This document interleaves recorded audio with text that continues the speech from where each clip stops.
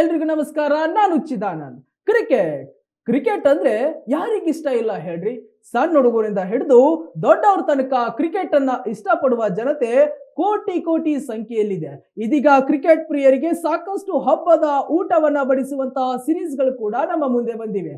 Women's premier league, ಅದೇ ರೀತಿಯಾಗಿ champions trophy ಆದ ತಕ್ಷಣ ಇಂಡಿಯನ್ ಪ್ರೀಮಿಯರ್ ಲೀಗ್. ವೀಕ್ಷಕರೇ, ಈಗ ಬ್ಯಾಕ್ ಟು ಬ್ಯಾಕ್ ಸಿರೀಸ್ ಇರುವ ಕಾರಣ ಕ್ರಿಕ್ ಪಾರ್ಟಿ ಎಂಬ ವಿಶೇಷ ಕಾರ್ಯಕ್ರಮದೊಂದಿಗೆ ವಿಶ್ವವಾಣಿ ಇವತ್ತು ಹೊಸ ಕಾರ್ಯಕ್ರಮವನ್ನು ಆಯೋಜಿಸಿದೆ. ಕ್ರಿಕ್ ಪಾರ್ಟಿಯ ಕಾರ್ಯಕ್ರಮದ ಮೂಲಕ ಕೆಲವೊಂದಿಷ್ಟು ಕ್ರಿಕೆಟ್ನ ಸ್ಟೋರಿಗಳ ಬಗ್ಗೆ ನಿಮಗೆ ತಿಳಿಸಲಿಕ್ಕೆ ಬಂದಿದ್ದೇವೆ. ಹಾಗಾಗಿ ನಮ್ಮ ಮೊದಲನೆಯ ಕಾರ್ಯಕ್ರಮದ ಅತಿಥಿಗಳು ರಮೇಶ್ ಕೋಟೆ. ಇವರು ಸಾಕಷ್ಟು ಕ್ರಿಕೆಟ್ ಬಗ್ಗೆ ಅಭಿರುಚಿಯನ್ನ ಹೊಂದಿದ್ದಾರೆ. ಕ್ರಿಕೆಟ್ ನಲ್ಲಿ ಹೊಡಿಬಡಿ ಆಟವನ್ನು ಕೂಡ ಆಡ್ತಾರೆ ಮತ್ತು ಕ್ರೀಡಾ ನಿರೂಪಕರಾಗಿ ಕಾರ್ಯವನ್ನ ನಿರ್ವಹಿಸ್ತಾರೆ. ಬನ್ನಿ ಅವ್ರನ್ನ ಮಾತಾಡಿಸೋಣ, ಕ್ರಿಕೆಟ್ ನ ಬಗ್ಗೆ ಮಾತಾಡೋಣ. ಅದಕ್ಕಿಂತ ಮುಂಚಿತವಾಗಿ ಚಾಂಪಿಯನ್ಸ್ ಟ್ರೋಫಿಯ ಬಗ್ಗೆ ಇದೀಗ ಮಾತಾಡಲೇಬೇಕು. ನಾಳೆಯೇ ಚಾಂಪಿಯನ್ಸ್ ಟ್ರೋಫಿ ಆರಂಭವಾಗಲಿದೆ. ನಮ್ಮ ಬದ್ಧ ವೈರಿ ಪಾಕಿಸ್ತಾನದ ನೆಲದಲ್ಲಿ ಈ ಬಾರಿಯ ಚಾಂಪಿಯನ್ಸ್ ಟ್ರೋಫಿ ನಡೆಯಲಿದೆ. ಆದ್ರೆ ಇಂಡಿಯಾ ಮಾತ್ರ ದುಬೈಯಲ್ಲಿ ಆಡಲಿದೆ. ಹಾಗಾಗಿ ಚಾಂಪಿಯನ್ಸ್ ಟ್ರೋಫಿಯ ಸ್ಟ್ರೆಂತ್ ಅಂಡ್ ವೀಕ್ನೆಸ್ ಏನು, ಟೀಮ್ ಇಂಡಿಯಾದ ಬಲಾಬಲವೇನು, ಬನ್ನಿ ಮಾತಾಡ್ಸ್ಕೊಂಡು ಬರೋಣ. ರಮೇಶ್ ಸರ್, ಕಾರ್ಯಕ್ರಮಕ್ಕೆ ಸ್ವಾಗತ. ನಮಸ್ಕಾರ. ಕ್ರಿಕೆಟ್ ಗಮ್ಮತ್ ಹಬ್ಬ, ನಾಳೆ ಚಾಂಪಿಯನ್ಸ್ ಟ್ರೋಫಿ ಆರಂಭ ಸರ್. ಹೌದು. ಹೇಗಿದೆ ನಮ್ಮ ಭಾರತದ ತಂಡದ ಒಂದು ಪ್ರಾಕ್ಟೀಸ್ ಆಗಿರಬಹುದು ವಿಶೇಷ? ಟೀಮ್ ಇಂಡಿಯಾ ತುಂಬಾ ಪ್ರಾಕ್ಟೀಸ್ ಮಾಡ್ತಾ ಇದೆ. ಈ ಒಂದು ಚಾಂಪಿಯನ್ಸ್ ಟ್ರೋಫಿ ಒಂದು ಹಿನ್ನೆಲೆಯಲ್ಲಿ ಭಾರತ ಇಂಡಿಯಾ ವಿರುದ್ಧ ತವರು ನೆಲದಲ್ಲಿ ಒಂದು 3 ಮ್ಯಾಚಸ್ ODI ಸೀರೀಸ್ ಆಡಿತ್ತು. ಈ ಸೀರೀಸ್ ಅಲ್ಲಿ ಇಂಡಿಯಾ 3-0 ವೈಟ್ ವಾಶ್ ಮಾಡ್ಕೊಂಡಿತ್ತು ಇಂಗ್ಲೆಂಡ್ ವಿರುದ್ಧ. ಸೊ ಇದು ಒಂದು ಇಂಡಿಯಾಗೆ ಪ್ಲಸ್ ಪಾಯಿಂಟ್ ಅಂತಾನೆ ಹೇಳ್ಬೋದು. ಯಾಕಂತಂದ್ರೆ ಈ ಸಲ ಚಾಂಪಿಯನ್ಸ್ ಟ್ರೋಫಿ ನಡೀತಾ ಇರೋದು ಏಷ್ಯಾ ನೆಲದಲ್ಲಿ. ಅದರಲ್ಲೂ ವಿಶೇಷವಾಗಿ ಇಂಡಿಯಾ ಮ್ಯಾಚಸ್ ಎಲ್ಲಾನು ದುಬೈ ಇಂಟರ್ನ್ಯಾಷನಲ್ ಸ್ಟೇಡಿಯಂನಲ್ಲಿ ನಡೆಯಲಿದೆ. ಈ ಒಂದು ಪಂದ್ಯಗಳು ನಡೀತಕ್ಕಂಥ ಆ ಒಂದು ಪಿಚ್ ನಲ್ಲಿ ಆಲ್ಮೋಸ್ಟ್ ಎಲ್ಲ ಸ್ಪಿನ್ ಸ್ನೇಹಿ ಪಿಚ್ಗಳೇ ಆಗಿರೋದ್ರಿಂದ ಭಾರತ ತಂಡಕ್ಕೆ ಇದು ತುಂಬಾ ಅನುಕೂಲ ಆಗುತ್ತೆ. ಈ ಕಾರಣದಿಂದಲೇ ಭಾರತ ತಂಡ ಒಟ್ಟು 5 ಸ್ಪಿನ್ನರ್ಗಳನ್ನ ತಂಡದಲ್ಲಿ ಸೇರಿಸಿಕೊಂಡಿದೆ. ಸೊ ಲಾಸ್ಟ್ ಅಲ್ಲಿ ಯಶಸ್ವಿ ಜೈಸ್ವಾಲ್ ಅವರನ್ನ ಕೈಬಿಟ್ಟು ಹೆಚ್ಚುವರಿ ಸ್ಪಿನ್ನರ್ ಬೇಕು ಅಂತ ವರುಣ್ ಚಕ್ರವರ್ತಿ ಅವರನ್ನ ತಂಡಕ್ಕೆ ಸೇರಿಸ್ಕೊಂಡಿದ್ದಾರೆ. ಸೊ ಅದೇ ರೀತಿ ವರುಣ್ ಚಕ್ರವರ್ತಿಗೆ ಡೈರೆಕ್ಟ್ ಆಗಿ ಅವ್ರಿಗೆ ಫಸ್ಟ್ ಮ್ಯಾಚ್ ಇಂದ ಚಾನ್ಸ್ ಸಿಗೋದು ಅನುಮಾನ. ಯಾಕಂತಂದ್ರೆ ಬ್ಯಾಟಿಂಗ್ ಕೂಡ ನೋಡ್ತಾರೆ. ಇಂಡಿಯಾಗೆ ಕೇವಲ ಸ್ಪಿನ್ನರ್ ಮಾತ್ರ ಅಲ್ಲ, ಬ್ಯಾಟಿಂಗ್ ಕೂಡ ಟೀಮ್ ಇಂಡಿಯಾಗೆ ಬೇಕು. ಬ್ಯಾಟಿಂಗ್ ಡೆಪ್ತ್ ಕಾರಣವಾಗಿ ಭಾರತ ತಂಡ ರವೀಂದ್ರ ಜಡೇಜಾ ಅವ್ರನ್ನ ಫಸ್ಟ್ ಪ್ರಿಫರೆನ್ಸ್ ಆಗಿ ಅವ್ರನ್ನ ಆಡ್ತಾರೆ. ಸೊ ಅದು ಬಿಟ್ರೆ ಫುಲ್ ಟೈಮ್ ಸ್ಪಿನ್ನರ್ ಬೇಕು ಅಂತಂದ್ರೆ ಕುಲ್ದೀಪ್ ಯಾದವ್ ಅವ್ರನ್ನ ಕೂಡ ಆಡಿಸೋ ಒಂದು ಸಾಧ್ಯತೆ ಇದೆ. ಯಾಕಂತಂದ್ರೆ ದುಬೈ ಇಂಟರ್ನ್ಯಾಷನಲ್ ಸ್ಟೇಡಿಯಂನಲ್ಲಿ ಆಲ್ಮೋಸ್ಟ್ ಪಾಕಿಸ್ತಾನ ಮತ್ತೆ ಅಫ್ಘಾನಿಸ್ತಾನ ತಂಡಗಳು ಆಡಿರ್ತಕ್ಕಂಥ ಸಾಕಷ್ಟು ಅನುಭವ ಹೊಂದಿದೆ. ಸೊ ಅಲ್ಲಿ ಅದು ಬೇರೆ ಅಲ್ಲದೆ ಫ್ರಾಂಚೈಸಿ ಲೀಗ್ಗಳು ಕೂಡ ಆ ಒಂದು ಪಿಚ್ ಅಲ್ಲಿ ನಡೀತಾ ಇದೆ. ಸೊ ಹಾಗಾಗಿ ಭಾರತ ತಂಡ ಹೆಚ್ಚುವರಿ ಸ್ಪಿನ್ನರ್ಗಳನ್ನ ಹಾಕೊಂಡು ಈ ಟೂರ್ನಲ್ಲಿ ಕಣಕ್ಕೆ ಇಳಿತಾ ಇದೆ. ಸೊ ಈ ಒಂದು ಚಾಂಪಿಯನ್ಸ್ ಟ್ರೋಫಿ 2017 ಲಾಸ್ಟ್ ನಡೆದಿದ್ದು. ಸೊ ಅಂದ್ರೆ ಆಲ್ಮೋಸ್ಟ್ 8 years ಆಯ್ತು.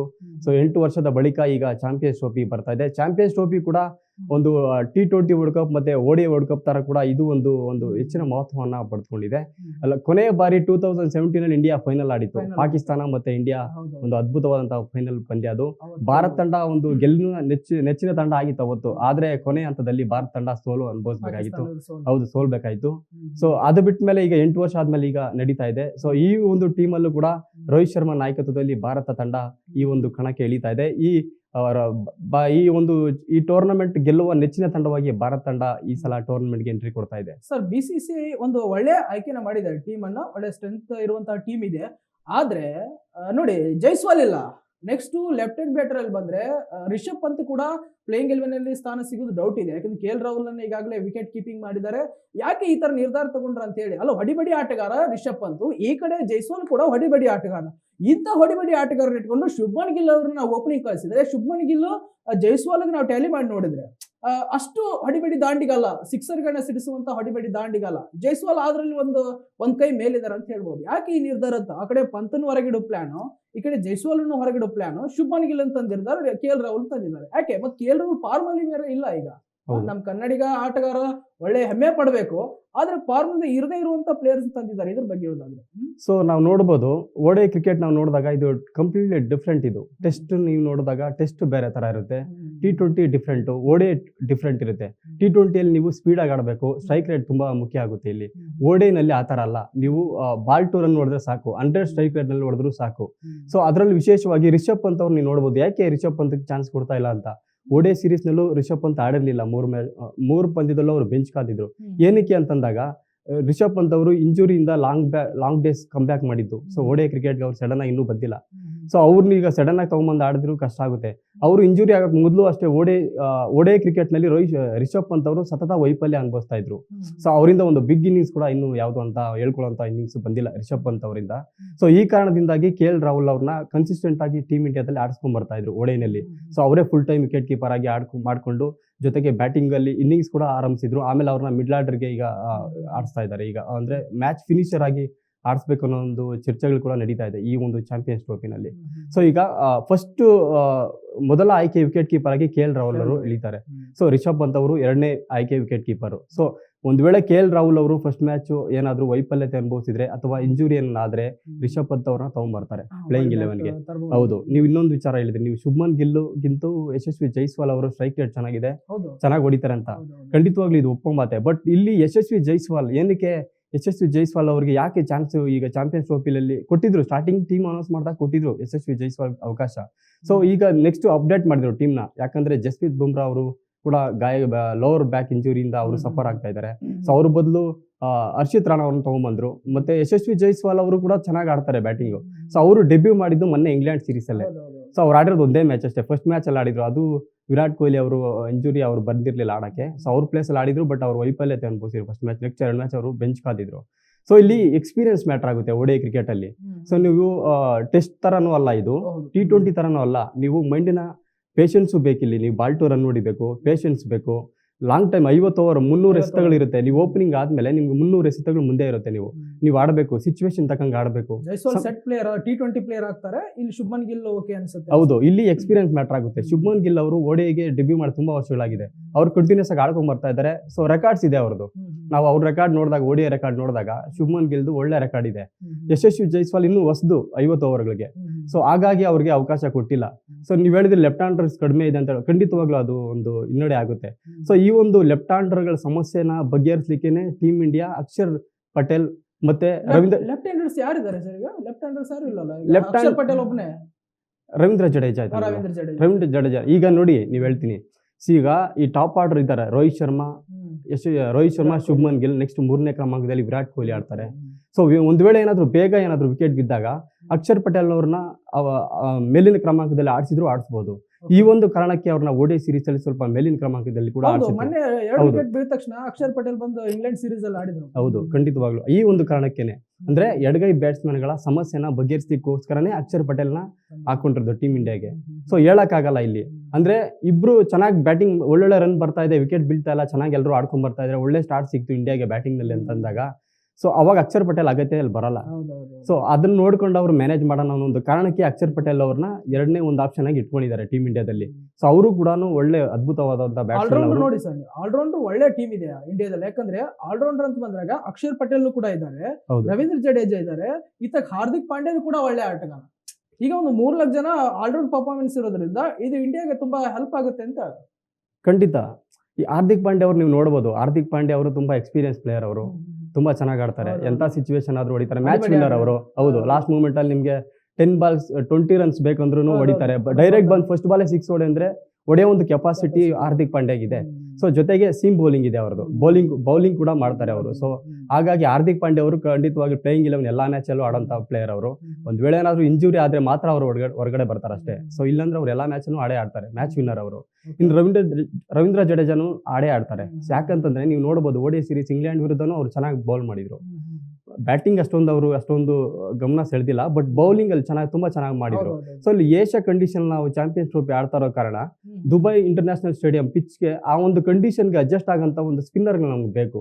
ಪಿಚ್ ಯಾವ ರೀತಿ ಇದೆ ಅಂತ ನಾವು ಈಗ ಪ್ರೆಡಿಕ್ಟ್ ಮಾಡಕ್ ಆಗಲ್ಲ. ಸಮ್ಟೈಮ್ಸ್ ಅದು ಫಾಸ್ಟ್ ಬೌಲರ್ಗೂ ಆಗ್ಬೋದು. ಸೊ ನಾವು ಟೂರ್ನಮೆಂಟ್ ಫಸ್ಟ್ 1 ಮ್ಯಾಚ್ 2 ಮ್ಯಾಚ್ ನಾವು ನೋಡಿದಾಗ ಗೊತ್ತಾಗುತ್ತೆ ಪಿಚ್ ಯಾವ ತರ ಒಂದು ಬಿಹೇವ್ ಮಾಡ್ತಾ ಇದೆ ಅಂತ. ಸೊ ಹಾಗಾಗಿ ಅದಕ್ಕೊಂದು ಆಪ್ಷನ್ ಇಟ್ಕೊಂಡಿದ್ದಾರೆ. ಬಟ್ ರವೀಂದ್ರ ಜಡೇಜಾ ಅವ್ರನ್ನ ಎಲ್ಲಾ ಮ್ಯಾಚ್ ಆಡ್ಸೋದು ಸಾಧ್ಯತೆ ಇದೆ ಅಂತ ನಾನು ಹೇಳ್ತಾ ಇದ್ದೀನಿ. ಒಂದು ವೇಳೆ ಏನಾದ್ರು ಫೇಲ್ಯೂರ್ ಆದ್ರೆ, ಇಲ್ಲ ವೆರೈಟಿ ಬೇಕು ನನಗೆ, ಆಫ್ ಸ್ಪಿನ್ ಬೇಕು ಅಂದಾಗ ಇವನಿದ್ದಾನೆ, ವಾಷಿಂಗ್ಟನ್ ಸುಂದರ್ ಇದ್ದಾನೆ, ಒಳ್ಳೆ ಬೌಲರ್. ಹೊಸ ಬಾಲ್ ಕೊಟ್ಟರು ನ್ಯೂ ಬಾಲ್ ಅಲ್ಲೇ ಅವ್ರು ಬೇಕಾದ್ರೆ ಸ್ಪಿನ್ ಮಾಡೋಂಥ ಕೆಪಾಸಿಟಿ ಅವ್ರಿಗಿದೆ. IPL ಅಲ್ಲಿ ನಾವು ನೋಡಿದೀವಿ ಅವ್ರು ಯಾವ ರೀತಿ ಬೌಲ್ ಮಾಡ್ತಾರೆ. ಜೊತೆಗೆ ಬ್ಯಾಟಿಂಗು ಕೂಡ ಅಷ್ಟೇ, ಒಂದು ಒಳ್ಳೆ ಬ್ಯಾಟಿಂಗ್ ಇದೆ, ಒಳ್ಳೆ ಬ್ಯಾಟಿಂಗ್ ಸ್ಕಿಲ್ಸ್ ಕೂಡ ನಮ್ಮ ವಾಷಿಂಗ್ಟನ್ ಸುಂದರ್ ಜೊತೆ ಅವ್ರ ಬಳಿ ಇದೆ. ಸೊ ಹಾಗಾಗಿ ಅವ್ರನ್ನೂ ಒಂದು ಆಪ್ಷನ್ ಇಟ್ಕೊಂಡಿದ್ದಾರೆ. ಸೊ ವೆರೈಟಿ ಬೇಕು, ಇನ್ನೂ ಸ್ಪಿನ್ನರ್ ಬೇಕು. ಕುಲ್ದೀಪ್ ಯಾದವ್ ಇದ್ದಾರೆ ನಮ್ಗೆ. ಸ್ಪಿನ್ನರ್. ಹೌದೌದು, ಕುಲ್ದೀಪ್ ಯಾದವ್ ಇದ್ದಾರೆ. ಸೊ ಅವ್ರನ್ನು ಬೇಕಾದ್ರೆ ನಾವು ಯೂಸ್ ಮಾಡ್ಕೊಂತಾರೆ. ಸೊ ಒಂದು ಒಳ್ಳೆ ಚೆನ್ನಾಗಿದೆ. ಬಟ್ ಬ್ಯಾಡ್ ಲಕ್ ಏನಪ್ಪಾ ಅಂತಂದ್ರೆ ನಾವು ಜಸ್ಪ್ರೀತ್ ಬುಮ್ರಾ ಅವರು ಇಲ್ಲ. ಅದೇ ಸರ್, ನಾನು ಅದೇ ಕೇಳ್ಬೇಕಂದ್ರೆ ಈಗ ಜಸ್ಪ್ರೀತ್ ಬುಮ್ರಾ ದೊಡ್ಡ ಹಿನ್ನಡೆ. ಈಗ ಮೊಹಮ್ಮದ್ ಶಮಿ ಬಂದಿದ್ದಾರೆ, ಒಂದು ಖುಷಿ ಪಡುವ ವಿಚಾರ. ಜಸ್ಪ್ರೀತ್ ಬುಮ್ರಾ ಅಂತ ದೊಡ್ಡ ಪ್ಲೇಯರ್ ನಮ್ಮಲ್ಲಿ ಇದ್ರೆ ಇನ್ನೂ ತಂಡ ಇನ್ನೂ ಸ್ಟ್ರಾಂಗ್ ಆಗಿರ್ತಿತ್ತು ಅಂತ ಹೇಳಿ. ಖಂಡಿತವಾಗ್ಲು ಬುಮ್ರಾ ಬಗ್ಗೆ ನಾವು ಮಾತಾಡಂಗಿಲ್ಲ. ಅವರು ಇಂಜುರಿಯಿಂದ ಕಮ್ ಬ್ಯಾಕ್ ಮಾಡಿದ್ಮೇಲೆ ತುಂಬಾ ಚೆನ್ನಾಗಿ ಬೌಲ್ ಮಾಡ್ತಾ ಇದ್ದಾರೆ. ಅವ್ರ ಸ್ಕಿಲ್ ಅಪ್ಗ್ರೇಡ್ ಮಾಡ್ಕೊಂಡ್ ಬಂದಿದ್ದಾರೆ. ಬೌಲರ್ ಸರ್, ಎಂತಿಂತ ಬಲಿಷ್ಠ ಬ್ಯಾಟರ್ಸ್ ಮಕಡೆ ಮಲಗಿತಾರ. ಒಂದೊಂದು ಯಾರ್ಕರಿಗೆ ಎದುರಾಳಿ ಚಿಂದಿನೇ ಬೋರ್ಡ್ ಯಾರ್ಕರ್ ಬಿತ್ತಂತಂದ್ ಸಾಕು ಔಟ್ ನಾವು ನೆಕ್ಸ್ಟ್ ಪ್ಲೇಯರ್. ಖಂಡಿತ ಹೌದು. ಎಷ್ಟೊಂದು ಮ್ಯಾಚ್ಗಳಿಗೆ ಎತ್ಕೊಟ್ಟಿದ್ದಾರೆ. 2024 T20 ವರ್ಲ್ಡ್ ಕಪ್ ಅಲ್ಲೂ ಕೂಡ ಅಷ್ಟೇ ಬುಮ್ರಾ ತುಂಬಾ ಚೆನ್ನಾಗಿ ಬೌಲ್ ಮಾಡಿದ್ರು. ಆ ಒಂದು ಹೌದು, ತುಂಬಾ ಚೆನ್ನಾಗಿ ಬೌಲ್ ಮಾಡಿದ್ರು. ಅವ್ರಿಗೆ ಏನಂದ್ರೆ ಕಷ್ಟ ಬ್ಯಾಟ್ಸ್ಮನ್ ಏನಂದ್ರೆ ಅವ್ರ ಬಾಲ್ ರೀಡ್ ಮಾಡಕ್ ಆಗಲ್ಲ. ಸೊ ಅವ್ರದ್ದು ಆಕ್ಷನ್ ಡಿಫ್ರೆಂಟ್ ಇದೆ. ಸೊ ಹಾಗಾಗಿ ಬ್ಯಾಟ್ಸ್ಮನ್ಗೆ ಯಾರಿಗೂ ಆಡಕ್ ಆಗಲ್ಲ. ಅಷ್ಟೊಂದು ಡಿಫಿಕಲ್ಟ್ ಇದೆ ಅವ್ರ ಬೌಲಿಂಗು ತುಂಬಾ. ಸೊ ಅದೊಂದು ಮತ್ತೆ ನೀವು ನೋಡ್ಬೋದು ಬಾರ್ಡರ್ ಗವಾಸ್ಕರ್ ಟ್ರೋಫಿನಲ್ಲೂ ಕೂಡ ಅಷ್ಟೇ ಬೇರೆ ಬೌಲರ್ಗಳು ವೈಫಲ್ಯತೆ ಅನುಭವಿಸಿದ್ರು ಕೂಡ ಬುಮ್ರಾ ಮಾತ್ರ ಲೈನಲ್ಲಿ ನಿಂತು ಎಲ್ಲ ಕರೆಕ್ಟಾಗಿ ಒಂದು ಸ್ಟ್ರಾಟಜಿ ಏನಿತ್ತು ಅವ್ರದ್ದು ಪ್ಲಾನ್ ಕರೆಕ್ಟಾಗಿ ಅವ್ರ ಪ್ಲಾನ್ ಎಕ್ಸಿಕ್ಯೂಟಿವ್ ಮಾಡ್ತಾ ಇದ್ರು. ಆ ಒಂದು ಟೆಸ್ಟ್ ಸೀರೀಸ್ ಬೌನ್ಸ್ ಆಗ್ತಾರೆ ಅನ್ನೋದು ಗೊತ್ತಾಗಲ್ಲ, ಸ್ಲೋನ್ ಆಗ್ತಾರೆ ಅನ್ನೋದು ಗೊತ್ತಲ್ಲ, ಯಾರ್ಕ್ ಆಗ್ತಾರೆ ಅನ್ನೋದು ಗೊತ್ತಾಗಲ್ಲ. ದಿಢೀರ್ ಅಂತ ಬೌಲ್ ಎಸೆಯುವಂತವ್ರು ಜಸ್ಪ್ರೀತ್ ಬುಮ್ರಾ. ಹೌದು ಸರ್, ಇನ್ನೊಂದು ರೋಹಿತ್ ಶರ್ಮಾ, ವಿರಾಟ್ ಕೊಹ್ಲಿ ಅವ್ರ ಬಗ್ಗೆ ಮಾತಾಡ್ಲೇಬೇಕು. ಖಂಡಿತವಾಗ್ಲೂ ವಿರಾಟ್ ಕೊಹ್ಲಿ, ರೋಹಿತ್ ಶರ್ಮಾ ಅವ್ರದ್ದು ಭವಿಷ್ಯದ ಒಂದು ಸೀರೀಸ್ ಅಂದ್ರೂ ಕೂಡ ತಪ್ಪಾಗ್ಲಿಕ್ಕಿಲ್ಲ. ಯಾಕಂದ್ರೆ ಪದೇ ಫಾರ್ಮ್ ಅನ್ನ ಕಳೆದುಕೊಳ್ತಾ ಇದ್ದಾರೆ. ರೋಹಿತ್ ಶರ್ಮಾ ಅವರು ಈ ಸೀರೀಸ್ ಗೆಲ್ಲದೆ ಇದ್ರೆ ನೆಕ್ಸ್ಟ್ ರಿಟೈರ್ಡ್ ಅನ್ನ ಘೋಷಣೆ ಮಾಡ್ತಾರೆ ರೋಹಿತ್ ಶರ್ಮಾ. ನೀವು ಹೇಳಿದ್ರಿ ಈ ಸೀರೀಸ್ ನಿವೃತ್ತಿ ಅಂತ. ಈ ಕ್ವಶನ್ ಅನ್ವಯ ಆಗೋದು ವಿರಾಟ್ ಕೊಹ್ಲಿಗೆಲ್ಲ ನನ್ನ ಪ್ರಕಾರ, ರೋಹಿತ್ ಶರ್ಮಾ. ಯಾಕಂತಂದ್ರೆ ಅವ್ರ ಫಿಟ್ನೆಸ್ ಲೆವೆಲ್ ನೀವು ನೋಡ್ಬೋದು ವಿರಾಟ್ ಕೊಹ್ಲಿ ಯಾವ ರೀತಿ ಇದ್ದಾರೆ ಅಂತ. ಅವ್ರ ಒಂದು ಡೆಡಿಕೇಶನ್ ಆಗ್ಬೋದು, ಒಂದು ಫಿಟ್ನೆಸ್ ಯಾವ ತರ ಮೇಂಟೈನ್ ಮಾಡ್ತಾರೆ, ಒಂದು ಡಯಟ್ ನೋಡ್ಬೋದು ನೀವು. ಸೊ ಅವರು ಒಪ್ಕೊಳ್ಳೋಣ, ಸತತ ವೈಫಲ್ಯ ಅನುಭವಿಸ್ತಾ ಇದ್ದಾರೆ. ಸೊ ತುಂಬಾ ಸ್ಟ್ರಗಲ್ ಮಾಡ್ತಾ ಇದ್ದಾರೆ ನೋಡಿಲಿಕ್ಕೆ. ಕನ್ಸಿಸ್ಟೆನ್ಸಿ ಪರ್ಫಾರ್ಮೆನ್ಸ್ ಅವರಿಂದ ಬರ್ತಾ ಇಲ್ಲ. ಬಟ್ ವಿರಾಟ್ ಕೊಹ್ಲಿ ಇನ್ನೂ ಒಂದು ವರ್ಲ್ಡ್ ಕಪ್ ಇದೆ ಅಂತ ನಾನು ಹೇಳ್ತೀನಿ. ಯಾಕಂದ್ರೆ ಆ ಒಂದು ಮೇಂಟೆನೆನ್ಸ್ ಅವ್ರು ಮಾಡ್ಕೊಂಡ್ ಬರ್ತಾ ಇದ್ದಾರೆ. ಅವ್ರ ಬ್ಯಾಟಿಂದ ನಮ್ಮ ವೀಕ್ಷಕರು ಕೂಡ ಅದೇ ಆಸೆ ಸರ್. ವಿರಾಟ್ ಕೊಹ್ಲಿ ಅವರು ಇನ್ನೊಂದು ವಿಶ್ವಕಪ್ ಆಡ್ಬೇಕು, ಮತ್ತೊಂದು ವಿಶ್ವಕಪ್ ಆಡಿ ಟೀಮ್ ಇಂಡಿಯಾಗೆ ಮತ್ತೊಂದು ರನ್ ಮಷಿನ್ ಅಂತ ಹೇಳಿ ಹೆಸರಿದೆ. ವಿರಾಟ್ ಕೊಹ್ಲಿ ಅವ್ರನ್ನ ಪ್ರೀತಿಸುವಂತಹ ಕೋಟಿ ಕ್ರಿಕೆಟ್ ಪ್ರಿಯರ್ ಇದ್ದಾರೆ. ಇದನ್ನ ಇನ್ನಷ್ಟು ಪಾಸಿಟಿವ್ ಆಗಿ ಹೇಳಬೇಕು ವಿರಾಟ್. ಹೌದು ಸರ್, ವಿರಾಟ್ ಕೊಹ್ಲಿ ನೋಡಿ, ವಿರಾಟ್ ಕೊಹ್ಲಿನೇ ಅವರು ಡಿಫ್ರೆಂಟ್. ಅವರು ವಿರಾಟ್ ಕೊಹ್ಲಿ ಡಿಫ್ರೆಂಟ್. ಇಂಡಿಯಾ ಅಲ್ಲ, ಇವನ್ ಪಾಕಿಸ್ತಾನದಲ್ಲೂ ಅವ್ರಿಗೆ ಫ್ಯಾನ್ ಬೇಸ್ ಇದೆ. ಯಾಕಂತೇಳಿ ಪಾಕಿಸ್ತಾನ ಸೂಪರ್ ಲೀಗ್ ನಡೀತಾ ಇರ್ಬೇಕಾದ್ರೆ ವಿರಾಟ್ ಕೊಹ್ಲಿ ಪೋಸ್ಟರ್ ನಾವು ನೋಡಬಹುದು. ಆ ರೀತಿ ನಮ್ಮ ಇಂಡಿಯಾದಲ್ಲಿ ಇಲ್ಲ ಫ್ಯಾನ್ಸ್. ಅಂದ್ರೆ ರೋಹಿತ್ ಶರ್ಮಾದು ನಾವು ಆಮೇಲೆ ಮಾತಾಡೋಣ. ವಿರಾಟ್ ಕೊಹ್ಲಿ ಈ ತರ ಒಂದು ಫ್ಯಾನ್ ಬೇಸ್ ಇದೆ. ಬಟ್ ವಿರಾಟ್ ಕೊಹ್ಲಿ ಈಗ ವೈಫಲ್ಯ ಅನುಭವಿಸಿದ್ದಾರೆ. ಯಾವಾಗ ಈ ODI ಸೀರೀಸ್ ಅಲ್ಲಿ ಮತ್ತೆ ಬಾರ್ಡರ್ ಗವಾಸ್ಕರ್ ಟ್ರೋಫಿನಲ್ಲಿ ಸತತವಾಗಿ ವೈಫಲ್ಯ ಅನುಭವಿಸ್ಕೊಂಡು ಬಂದಿದ್ದಾರೆ. ಬಟ್ ಅವ್ರ ICC ಟೂರ್ನಮೆಂಟ್ಗಳಲ್ಲಿ ಅವರು ಡಿಫ್ರೆಂಟ್ ಪ್ಲೇಯರ್ ಆಗಿ ಕಾಣಿಸ್ತಾರೆ ವಿರಾಟ್ ಕೊಹ್ಲಿ. ಇದಕ್ಕೆ ಬೆಸ್ಟ್ ಎಕ್ಸಾಂಪಲ್ ಅಂದ್ರೆ 2024 T20 ವರ್ಲ್ಡ್ ಕಪ್ ಫೈನಲ್ ನೋಡಿ, ಎಂತ ಕ್ರೂಷಿಯಲ್ ಮ್ಯಾಚ್. ಅವತ್ತು ವಿರಾಟ್ ಕೊಹ್ಲಿ ಯಾರು ಎಕ್ಸ್ಪೆಕ್ಟ್ ಮಾಡಿರ್ಲಿಲ್ಲ. ವಿರಾಟ್ ಕೊಹ್ಲಿ ಈ ಒಂದು ಪರ್ಫಾರ್ಮೆನ್ಸ್ ವಿರಾಟ್ ಕೊಹ್ಲಿ ಕಡೆಯಿಂದ ಬರುತ್ತೆ ಅಂತ ಯಾರು ಕೂಡ ನಿರೀಕ್ಷೆ ಮಾಡಿರ್ಲಿಲ್ಲ. ಅಂತ ಒಂದು ಸಂದರ್ಭದಲ್ಲಿ ವಿರಾಟ್ ಕೊಹ್ಲಿ ಮ್ಯಾಚ್ ವಿನ್ನಿಂಗ್ಸ್ ಹೌದೌದು ಅದೊಂದು ಹೊಡೆದ್ರು. ಮತ್ತೆ ಏಷ್ಯಾ ಕಪ್ ಟೂರ್ನಲ್ಲಿ ಒಂದು ಇನ್ನಿಂಗ್ಸ್ ತುಂಬಾ ಚೆನ್ನಾಗಿ ಬೌಲ್ ಮಾಡಿದ್ರು. ನಿಮ್ಗೆ ನೆನಪಿರ್ಬೋದು, ಏಷ್ಯಾ ಕಪ್ ಪಾಕಿಸ್ತಾನ ಮೇಲೆ ಒಂದು ಪಂದ್ಯ ತುಂಬಾ ಕ್ರೂಷಿಯಲ್ 183 ರನ್ಸ್ ಏನು ಹೊಡೆದ್ರು. ಹೌದೌದು, ಅದು ಕೂಡ ಅಷ್ಟೇ. ವಿರಾಟ್ ಕೊಹ್ಲಿ ಅವರು T20 ಇದ್ರಲ್ಲಿ ನಡೆದಿದ್ದು T20 ಸ್ವರೂಪದಲ್ಲಿ ನಡೆದಿತ್ತು ಟೂರ್ನಮೆಂಟ್. ತುಂಬಾ ಚೆನ್ನಾಗಿ ಹೌದೌದು ತುಂಬಾ ಚೆನ್ನಾಗಿ. ಅಂದ್ರೆ ವಿರಾಟ್ ಕೊಹ್ಲಿ ನಾವು ಏನು ಹೇಳಕ್ಕಾಗಲ್ಲ, ಬಟ್ ಅವರು ICC ಟೂರ್ನಮೆಂಟ್ಗಳಲ್ಲಿ ಅವ್ರು ಡಿಫ್ರೆಂಟ್ ಆಗಿ ಕಾಣ್ತಾರೆ. ಮತ್ತೆ ನಾವು ರೋಹಿತ್ ಶರ್ಮಾ ಬಗ್ಗೆ ಮಾತಾಡೋದಾದ್ರೆ ಈ ಟೂರ್ನಮೆಂಟ್ ತುಂಬಾ ಇಂಪಾರ್ಟೆಂಟ್ ಅವ್ರಿಗೆ, ರೋಹಿತ್ ಶರ್ಮಾಗೆ. ಯಾಕಂತಂದ್ರೆ ನೀವು ನೋಡಬಹುದು Border Gavaskar trophy test series ಅಲ್ಲಿ ಅವರು ವೈಫಲ್ಯತೆ ಅನುಭವಿಸಿದ್ರು. ವಿರಾಟ್ ಕೊಹ್ಲಿ ಅಟ್ಲೀಸ್ಟ್ ಒಂದು ಸೆಂಚುರಿ ಹೊಡೆದಿದ್ರು ಫಸ್ಟ್ ಟೆಸ್ಟ್ ಸೆಕೆಂಡ್ ಇನ್ನಿಂಗ್ಸ್ ಅಲ್ಲಿ. ಬಟ್ ರೋಹಿತ್ ಶರ್ಮಾ ಅವರು ಆಡಿರ್ಲಿಲ್ಲ. ಅವ್ರ ಬ್ಯಾಟಿಂಗ್ ತುಂಬಾ ಸ್ಟ್ರಗಲ್ ಮಾಡ್ತಾ ಇದ್ದಾರೆ ಆಡ್ಲಿಕ್ಕೆ. ಅದರಲ್ಲೂ ವಿಶೇಷವಾಗಿ ಹೊಸ ಚೆಂಡಲ್ಲಿ ಅವ್ರು ಆಡ್ಲಿಕ್ಕೆ ಅವ್ರ ಫುಟ್ ವರ್ಕೆ ಬರ್ತಾ ಇರಲಿಲ್ಲ. ಫ್ರಂಟ್ ಫುಟ್ ಅಲ್ಲಿ ಆಡಂತ ಬಾಲ್ಗಳನ್ನೆಲ್ಲ ಅವರು ಬ್ಯಾಕ್ ಫುಟ್ ಅಲ್ಲೇ ಆಡಕ್ ಹೋಗ್ತಾ ಇದ್ರು. ಸೊ ಬಾಲ್ ಇನ್ಸ್ವಿಂಗ್ ಆಗಿ LBW ಆಗ್ತಾ ಇದ್ರು, ಮತ್ತೆ ಕ್ಲೀನ್ ಬೋಲ್ಡ್ ಕೆಲವೊಂದ್ಸಲ ಆಗಿದ್ರು. ಸೊ ತುಂಬಾ ಸ್ಟ್ರಗಲ್ ಆಡ್ತಾ ಇದ್ರು. ಅವ್ರ ಫುಟ್ ವರ್ಕೇ ಇರಲಿಲ್ಲ ಟೆಸ್ಟ್ ಸೀರೀಸ್ ಅಲ್ಲಿ. ಮತ್ತೆ ಇತ್ತೀಚೆಗೆ ಮುಗಿದಿದ್ದ ಇಂಗ್ಲೆಂಡ್ ವಿರುದ್ಧದ 3 ಪಂದ್ಯಗಳ ODI ಸರಣಿಯಲ್ಲಿ ಕೂಡ ಅಷ್ಟೇ ರೋಹಿತ್ ಶರ್ಮಾ ಅವರು ಎರಡನೇ ಪಂದ್ಯದಲ್ಲಿ ತುಂಬಾ ಅದ್ಭುತವಾಗಿ ಬ್ಯಾಟಿಂಗ್ ಪ್ರದರ್ಶನ ತೋರಿದ್ರು. ಒಂದು ಈ ಹಿಂದೆ ಯಾವ ರೀತಿ ರೋಹಿತ್ ಶರ್ಮಾ ಕಾಣಿಸ್ತಾ ಇದ್ರು ಆ ಒಂದು ಆಟ ಎರಡನೇ ಪಂದ್ಯದಲ್ಲಿ ಬಂದಿತ್ತು. ಆದ್ರೆ 3ನೇ ಪಂದ್ಯದಲ್ಲೂ ಕೂಡ ರೋಹಿತ್ ಶರ್ಮಾ ಅವರು ಇಂಥದ್ದೇ ಒಂದು ಇನ್ನಿಂಗ್ಸ್ ಆಡ್ತಾರೆ ಅಂತ ಎಲ್ಲರೂ ಕೂಡ ಇದ್ರ ನೋಡ್ತಾ ಇದ್ರು. ಆದ್ರೆ ರೋಹಿತ್ ಶರ್ಮಾ ಅವರು ವೈಫಲ್ಯತೆ ಅನುಭವಿಸ್ಬಿಟ್ರು. ಬಟ್ ರೋಹಿತ್ ಶರ್ಮಾ ಅವರು ಈ ಸೀರೀಸ್ ಅಲ್ಲಿ ಏನೋ ಅಟ್ಲೀಸ್ಟ್ ಒಂದು ಸೆಂಚುರಿ ಹೊಡೆದಿದ್ದಾರೆ ಅಂದ್ರೆ ಅದೊಂದು ಇಂಡಿಯಾಗೆ ಪ್ಲಸ್ ಪಾಯಿಂಟ್ ಅಂತಾನೆ ಹೇಳ್ಬೋದು. ಹೇಳಕ್ಕಾಗಲ್ಲ. ರೋಹಿತ್ ಶರ್ಮಾನು ಅಷ್ಟೇನೆ, ಅವರು ಮ್ಯಾಚ್ ವಿನ್ನರೇ. ICC ಟೂರ್ನಮೆಂಟ್ಗಳಲ್ಲಿ ಅವರು ಕೂಡ ಒಂದು ತುಂಬಾ ಡಿಫ್ರೆಂಟ್ ಆಗಿ ಕಾಣ್ತಾರೆ. ಸೊ ಅವ್ರ ಬಗ್ಗೆ ನಾವು 50 ಓವರ್ ಅಲ್ವಾ, ಸೊ T20 ಏನಲ್ಲ, 50 ಓವರ್ ಆದ್ರೆ ನೀವು ಖಂಡಿತವಾಗಿ ಓಪನಿಂಗ್ ಬಂದ್ರೆ ಆರಾಮಾಗಿ ಆಡ್ಬೋದು. 2019 ವರ್ಲ್ಡ್ ಕಪ್ ಅಲ್ಲಿ ನೋಡ್ಬೋದು ಎಷ್ಟು ಸೆಂಚುರಿ, 5 ಸೆಂಚುರಿಯನ್ನು ಹೊಡೆದಿದ್ರು ರೋಹಿತ್ ಶರ್ಮಾ ಅವರು. ಆ ಒಂದು ನಾವು ನೆನ್ಸ್ಕೊಬೇಕಾಗುತ್ತೆ ರೋಹಿತ್ ಶರ್ಮಾ ಯಾವ ರೀತಿ ಆಡಿದ್ರು ಅಂತ. ಸೊ ಇಲ್ಲಿ ಅವ್ರಿಗೆ ಒಂದು ಸ್ಟಾರ್ಟ್ ಬೇಕಷ್ಟೇ. ರೋಹಿತ್ ಶರ್ಮಾಗೆ ಒಂದು ಸ್ಟಾರ್ಟ್ ಸಿಕ್ಕಿದ್ರೆ ಖಂಡಿತವಾಗ್ಲೂ ಅವರು ಬಿಗ್ ಇನ್ನಿಂಗ್ಸ್ ಆಡೋಂತ ಒಂದು ಪ್ಲೇಯರ್. ಬಟ್ ಆದ್ರೆ ಹೌದು ತಡೆಯೋದೇ ಬೇಡ, ಸಿಕ್ಸರ್. ಹೌದೌದು. ಈ ಒಂದು ಸೀರೀಸ್ ಅಲ್ಲಿ ಒಂದು ವೇಳೆ ರೋಹಿತ್ ಶರ್ಮಾ ಅವ್ರು ಏನಾದ್ರು ರನ್ಸ್ ಬರ್ಲಿಲ್ಲ ಅವ್ರ ಬ್ಯಾಟಿಂಗ್ ಅಂದ್ರೆ ಖಂಡಿತವಾಗ್ಲೂ ಅವರ ಒಂದು ವೃತ್ತಿ ಜೀವನಕ್ಕೆ ಒಂದು ಪೆಟ್ಟು ಬೀಳಬಹುದು ಅಂತ, ಪೆಟ್ಟು ಬೀಳುವ ಒಂದು ಸಾಧ್ಯತೆ ಕೂಡ ಇದೆ ಅಂತ ನಾವು ಹೇಳ್ಬೋದು. ಚಾಂಪಿಯನ್ಸ್ ಟ್ರೋಫಿಯಲ್ಲಿ ಮೊದಲ ಪಂದ್ಯ tigers versus tigers sir, Bangla ಮತ್ತು ಇಂಡಿಯಾ ಶುಭಾರಂಭ ಮಾಡುತ್ತೆ ಅನ್ನೋದು 100% ಕಾನ್ಫಿಡೆಂಟ್ ಇದೆ ನನಗೆ. ಗೆದ್ದು ಫೈನಲ್ ಹತ್ರ ಹೋಗಿ ಚಾಂಪಿಯನ್ಸ್ ಟ್ರೋಫಿಯ ಕಪ್ ಅನ್ನು ಮೇಲೆತ್ತುತ್ತ ಅಂತ ಹೇಳಿ. ಖಂಡಿತವಾಗ್ಲೂ ಇಲ್ಲಿ ಚಾಂಪಿಯನ್ಸ್ ಟ್ರೋಫಿಯಲ್ಲಿ ಕಪ್ ಗೆಲ್ಲುವ ನೆಚ್ಚಿನ ತಂಡಗಳಲ್ಲಿ ಭಾರತ ಮುಂಚೂಣಿಯಲ್ಲಿದೆ ಅಂತ ನಾವು ಹೇಳ್ಬೋದು. ಯಾಕಂತಂದ್ರೆ ಭಾರತ ತಂಡದಲ್ಲಿ ಆ ರೀತಿ ಇದೆ ಟೀಮ್. ನಾವು ನೋಡಿದಾಗ ಬ್ಯಾಟಿಂಗ್ ಡಿಪಾರ್ಟ್ಮೆಂಟ್ ನೋಡಿದಾಗ, ಬೌಲಿಂಗ್ ಡಿಪಾರ್ಟ್ಮೆಂಟ್ ನೋಡಿದಾಗ, ಮತ್ತೆ ಆಲ್ರೌಂಡರ್ಸ್ ನೋಡಿದಾಗ ಆ ರೀತಿ ಒಂದು ಸ್ಟ್ಯಾಂಡರ್ಡ್ಸ್ ಇಂಡಿಯಾ ಟೀಮಲ್ಲಿ ಇದೆ. ಬಟ್ ಏನಪ್ಪಾ ಅಂತಂದ್ರೆ ಅವತ್ತಿನ ಕಂಡೀಷನ್ಸ್ಗೆ ಅಡ್ಜಸ್ಟ್ ಮಾಡ್ಕೊಂಡು ಯಾರು ಚೆನ್ನಾಗಿ ಆಡ್ತಾರೆ, ಯಾರು ಚೆನ್ನಾಗಿ ಬೌಲ್ ಮಾಡ್ತಾರೆ, ಯಾರು ಚೆನ್ನಾಗಿ ಬ್ಯಾಟ್ ಮಾಡ್ತಾರೆ, ಅದ್ರ ಮೇಲೆ ಪಂದ್ಯದ ಗೆಲುವು ಮತ್ತು ಸೋಲು ಡಿಪೆಂಡ್ ಆಗಿರುತ್ತೆ. ಸೊ ಟೀಮ್ ಇಂಡಿಯಾನು ಒಳ್ಳೆ ಟೀಮೇ, ಬಟ್ ಏಷ್ಯಾ ಕಂಡೀಷನ್ ಅಲ್ವಾ. ಸೊ ಏಷ್ಯಾ ಕಂಡೀಷನ್ ಅಲ್ಲಿ ಕೂಡ ಟೀಮ್ ಇಂಡಿಯಾಗೆ ಅದೊಂದು ಪ್ಲಸ್ ಪಾಯಿಂಟ್ ಆಗುತ್ತೆ. ಯಾಕಂದ್ರೆ ಇಂಡಿಯಾದಲ್ಲಿ ಯಾವ ರೀತಿ ಇರುತ್ತೆ ಪಿಚ್ಚು, ಸೇಮ್ ದುಬೈಲಿ ಕೂಡ ಏನು ಅಷ್ಟೊಂದೇನು ಡಿಫ್ರೆನ್ಸ್ ಏನು ಅನ್ಸಲ್ಲ. ಸೊ ಅಲ್ಲೂ ಕೂಡ ಸೇಮ್ ಅದೇ ತರ ಇರುತ್ತೆ. ಸೊ ಟೀಮ್ ಇಂಡಿಯಾನು ಇಲ್ಲಿ ಯಾವ ರೀತಿ ಆಡಿದ್ರು ಇಂಗ್ಲೆಂಡ್ ವಿರುದ್ಧ, ಸೊ ಅದೇ ಒಂದು ಪರ್ಫಾರ್ಮೆನ್ಸ್ ಅಲ್ಲಿ ಕಂಟಿನ್ಯೂ ಮಾಡಿದ್ರೆ ಖಂಡಿತವಾಗ್ಲೂ ಭಾರತ ಈ ಚಾಂಪಿಯನ್ಸ್ ಟ್ರೋಫಿ ಗೆಲ್ಲುತ್ತೆ ಅಂತ ನಾನು ಹೇಳ್ತೀನಿ. Thank you sir. ಚಾಂಪಿಯನ್ಸ್ ಟ್ರೋಫಿಯ ಪ್ರತಿಯೊಂದು ಬಗ್ಗೆ ಮಾಹಿತಿಯನ್ನು ಕೊಟ್ಟರೆ. ನಾನು India Pakistan champions trophy second match ಇದೆ 23rd, ಅದರ ಬಗ್ಗೆನೂ ಕೂಡ ಮಾತಾಡಲೇಬೇಕು. ಆದರೆ ಈ ವಿಡಿಯೋದಲ್ಲಿ ಬೇಡ, ನೆಕ್ಸ್ಟ್ ವಿಡಿಯೋದಲ್ಲಿ ಇಂಡಿಯಾ ಪಾಕಿಸ್ತಾನಕ್ಕೆ ಸಂಬಂಧಿಸಿದ ಹಾಗೆ ಒಂದು ಸ್ಪೆಷಲ್ ಎಪಿಸೋಡ್ ಮಾಡೋಣ. ಬಹಳಷ್ಟು ಕ್ಯೂರಿಯಾಸಿಟಿಯನ್ನ ಹುಟ್ಟಿಸಿರುವಂತಹ ಪಂದ್ಯ ಭಾರತ ಪಾಕಿಸ್ತಾನ.